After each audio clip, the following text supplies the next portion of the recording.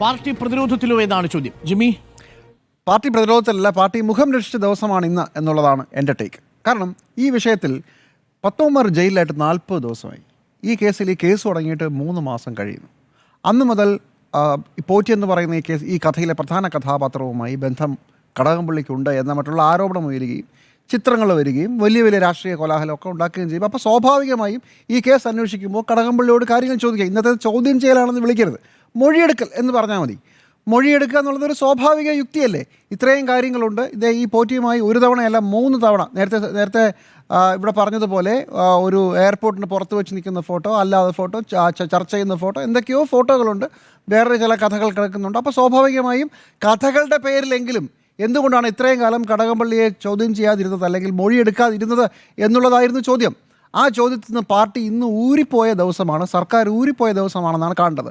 Party പ്രതിരോധത്തിലല്ല, തിരിച്ച് party രക്ഷപ്പെട്ട ദിവസം. അത് കടകംപള്ളി സുരേന്ദ്രൻ്റെ കാര്യത്തിൽ മാത്രമല്ല.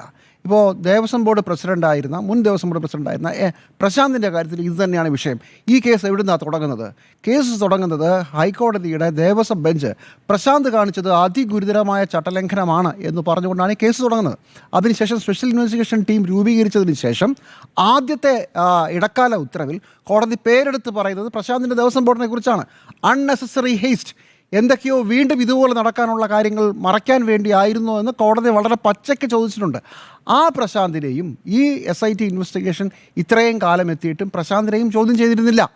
അപ്പോൾ ഈ രണ്ട് കാര്യത്തിലും ഇത്രയും കാലം പ്രതിരോധത്തിലായിരുന്നു പാർട്ടി സംവിധാനം അല്ലെങ്കിൽ സർക്കാർ. കാരണം SIT കോടതിയുടെ നിയന്ത്രണത്തിലാണെന്ന് പറയുമ്പോൾ എന്തുകൊണ്ടാണ് പിന്നെ SIT ഇത് ചെയ്യാതിരുന്നത്?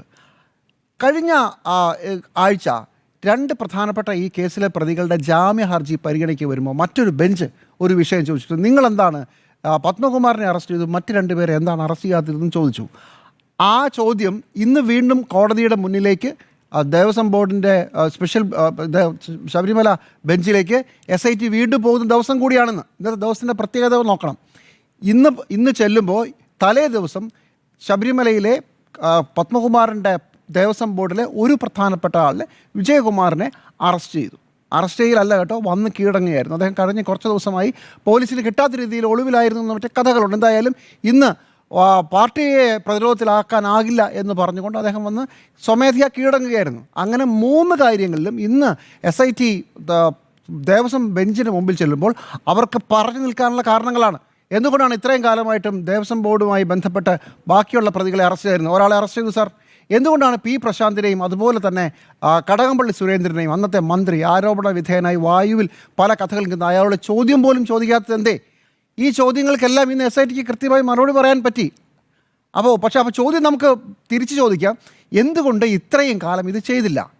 ഞാൻ കരുതുന്നത് ഇപ്പോൾ തദ്ദേശ തിരഞ്ഞെടുപ്പ് തുടങ്ങിയതിന് ശേഷം പെട്ടെന്നൊരു സ്ലോ മോഷൻ വന്നിരുന്നെന്നും 10-15 ദിവസത്തേക്ക് പിന്നെ അറസ്റ്റുകളൊന്നും ഉണ്ടായില്ലെന്നും നടപടിയൊന്നും ഉണ്ടായില്ലെന്നൊക്കെ നമ്മൾ വാർത്തകളൊക്കെ കേട്ടതാണ്, റിപ്പോർട്ട് ചെയ്തതാണ്.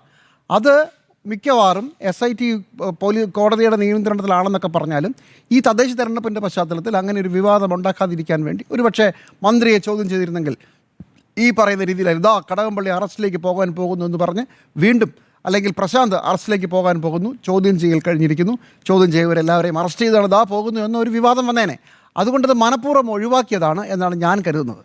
ഇവിടെയാണ് ഇന്നത്തെ ദിവസത്തിൻ്റെ പ്രത്യേകത. ഇന്ന് ഈ കാര്യങ്ങളെല്ലാം വളരെ കൃത്യമായി നടപ്പിലാക്കിയ ശേഷമാണ് SIT കോടതിക്ക് മുമ്പിൽ എത്തിയിരിക്കുന്നത്. ഇനി ഇവിടുന്ന് എന്താണ് സംഭവിക്കുക? കടകംപള്ളി സുരേന്ദ്രനെതിരെ എന്തെങ്കിലും പ്രത്യേകമായ തെളിവുകൾ കിട്ടിയതുകൊണ്ട് അങ്ങ് ഓടിച്ചിട്ട് ചോദ്യം ചെയ്തതാണോ? അവിടെയാണല്ലോ ചോദ്യം. എന്തുകൊണ്ട് 60 ദിവസം വൈകി, അല്ലെങ്കിൽ 40 ദിവസമെങ്കിലും വൈകി എന്ന് ചോദിക്കുന്ന ചോദ്യത്തിന് ഞങ്ങൾക്കെന്തോ പുതിയ തെളിവുകൾ കിട്ടി, അതുകൊണ്ട് ഇപ്പോൾ ഞങ്ങൾ കടകംപള്ളി സുരേന്ദ്രനെ, മുൻ മന്ത്രിയെ ചോദ്യം ചെയ്യാൻ പോയി എന്നാണോ പറയാൻ ഉദ്ദേശിക്കുന്നത്? അങ്ങനെയല്ലെന്നേ. പ്രത്യേകിച്ച് എന്തെങ്കിലും തെളിവുകൾ ഉണ്ടെങ്കിലും ഇല്ലെങ്കിലും കടകംപള്ളി സുരേന്ദ്രൻ്റെ കാര്യത്തിൽ ഒരു ഇഞ്ച് പോലും മുമ്പോട്ട് പോകാൻ SIT പോകുന്നില്ല എന്നുള്ളതാണ് എൻ്റെ ബോധ്യം. അങ്ങനെയൊന്നും ചെയ്യാനുള്ള തെളിവുകളും ഉണ്ടാവില്ല. ഇനി ഉണ്ടായാൽ തന്നെ അങ്ങനെ ഒരു നീക്കത്തിലേക്ക് SIT പോകാൻ സാധ്യതയില്ല. ഇത് ഒരു നടപടിക്രമങ്ങളുടെ ഭാഗമാണ്. എന്തുകൊണ്ട് കടകംപള്ളി സുരേന്ദ്രനെ ചോദ്യം ചെയ്തില്ല എന്ന ചോദ്യത്തിലുള്ള മറുപടിയാണ്. പ്രശാന്തിൻ്റെ കാര്യത്തിൽ പക്ഷേ അങ്ങനെയാണോ? സംശയമുണ്ട്. കാരണം പ്രശാന്തിനെതിരെ കോടതി വളരെ നിശ്ചിതമായി ആദ്യഘട്ടത്തിൽ ഈ നടപടി മുഴുവൻ തുടങ്ങുന്നത് പ്രശാന്തിൻ്റെ നടപടിയുടെ ഭാഗമായിട്ടാണ്. അതിനുശേഷം കോടതി പ്രശാന്തിൻ്റെ ദേവസ്വം ബോർഡ് ചെയ്ത വീണ്ടും സുബ്രഹ്മണ്യൻ പോറ്റിക്ക് പാളി വീണ്ടും കൊടുത്തുവിടാൻ ശ്രമിച്ച കാര്യത്തിലൊക്കെ വളരെ വലിയ വിമർശനം ഉണ്ടാക്കുകയും പലതും മറച്ചു വെക്കാനാണോ ചോദിക്കുകയൊക്കെ ചെയ്തതാണ്. അപ്പോൾ പ്രശാന്തിൻ്റെ കാര്യത്തിൽ SITയും കോടതിയും തമ്മിലുള്ള ആശയവിനിമയത്തിൽ എന്തുണ്ടാകുമെന്ന് കണ്ടു തന്നെ അറിയണം. കടകംപള്ളിയെ ഇന്നത്തെ ഒരു പ്രൊസീജിയറൽ നടപടിയുടെ ഭാഗമായി ഒരു പ്രൊസീജിയറൽ കോൺട്രാക്റ്റിൻ്റെ ഭാഗമായി ചില കാര്യങ്ങൾ ചെയ്തു, ചോദ്യങ്ങൾ ചോദിച്ചു, കടകംപള്ളി അദ്ദേഹത്തിന് പറയാനുള്ളതെല്ലാം പറഞ്ഞു. കേസ് 2 ആഴ്ചക്കകം അല്ലേ, 2 ആഴ്ച കൂടെ ഉള്ളൂ. ഈ 2 ആഴ്ചക്കകം ഇത് തീർക്കണം. ഇത് എങ്ങോട്ടാണ് നമ്മളീ പോകുന്നത്? അതിനിടയ്ക്കാണ് നമ്മൾ തമിഴ്നാട്ടിൽ വേറെന്തൊക്കെയോ പഞ്ചലോഹ വിഗ്രഹം, ആദ്യം വിഗ്രഹം പറഞ്ഞു, പിന്നെ പഞ്ചലോഹ വിഗ്രഹമായി, ഇപ്പോൾ അത് സ്വർണ്ണ ഉരുപ്പടിയായി, നാളെ ഇത് വേറെ എന്തെങ്കിലും വേറൊരു കഥ വേറൊരു വഴിക്ക് നടക്കുന്നുണ്ട്. കഥകൾ പല രീതിയിൽ സ്പ്രെഡ് ചെയ്യാണ്. തൊണ്ടി മുതലടക്കം കൃത്യമായി കണ്ടെത്തിയോന്ന് ചോദിച്ചാൽ അറിയില്ല. കഥകൾ മാത്രമുണ്ട് നമ്മുടെ മുമ്പിൽ. അങ്ങനെ ഒരു കഥയായി നമുക്ക് ഇന്ന് സംസാരിക്കാനുള്ള ഇന്നത്തെ വാർത്തയായി കടകംപള്ളി സുരേന്ദ്രൻ്റെ സാധനങ്ങൾ മാറാനാണ് സാധ്യത. സത്യത്തിൽ നമ്മൾ ചോദിക്കേണ്ട ചോദ്യം, ഈ തെരഞ്ഞെടുപ്പ് ഈ 60 ദിവസം എന്തുകൊണ്ട് പി പ്രശാന്തിൻ്റെയും കടകംപള്ളി സുരേന്ദ്രൻ്റെയും ചോദ്യം ചെയ്യൽ അല്ലെങ്കിൽ മൊഴിയെടുക്കൽ ഉണ്ടായില്ല എന്നുള്ളതാണ് ഒന്ന്. 2, എപ്പോഴും ചോദിക്കുന്ന ചോദ്യം, പാർട്ടി പ്രതിരോധത്തിലായി നിൽക്കുന്ന സാഹചര്യത്തിൽ പോലും ഈ കേസിൽ എല്ലാത്തിൻ്റെയും സൂത്രധാരൻ SIT തന്നെ കഴിഞ്ഞ ദിവസം കോടതിയിൽ ഇന്ന് കോടതിയിൽ പറഞ്ഞ പത്മകുമാറിൻ്റെ കാര്യത്തിൽ പാർട്ടി നടപടി എന്തുകൊണ്ട് എടുത്തില്ല? അതിന് പാർട്ടി സെക്രട്ടറി പറയുന്ന കാര്യം, ഞങ്ങൾക്ക് ബോധ്യം വന്നിട്ടില്ല, SIT അന്വേഷിക്കട്ടെ, കുറ്റപത്രം വരട്ടെ എന്നുള്ളതാണ്. നമ്മുടെ മുൻ അനുഭവങ്ങളുണ്ട്. കുറ്റപത്രം വന്നാൽ കേസ് തീരട്ടെ എന്ന് പറഞ്ഞാൽ എത്രയോ കേസുകളുണ്ട്. കേസ് തീർന്ന് പ്രതികൾ ശിക്ഷിക്കപ്പെട്ടാൽ അത് കോടതി പറഞ്ഞതല്ല, ഞങ്ങളുടെ കണ്ടെത്തൽ അങ്ങനെയല്ല. ഉദാഹരണം TP ചന്ദ്രശേഖരൻ കേസ്, അങ്ങനെ ചെയ്ത പരിപാടിയുമുണ്ട്. അപ്പോൾ ഈ 3 ചോദ്യങ്ങളാണ് എനിക്ക് വളരെ പ്രധാനപ്പെട്ടതായി തോന്നുന്നത്. എന്തുകൊണ്ട് ഇത്രയും വൈകി?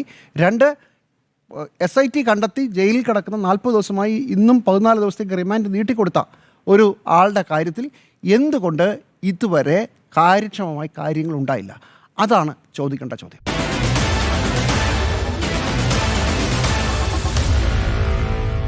Meet the editors.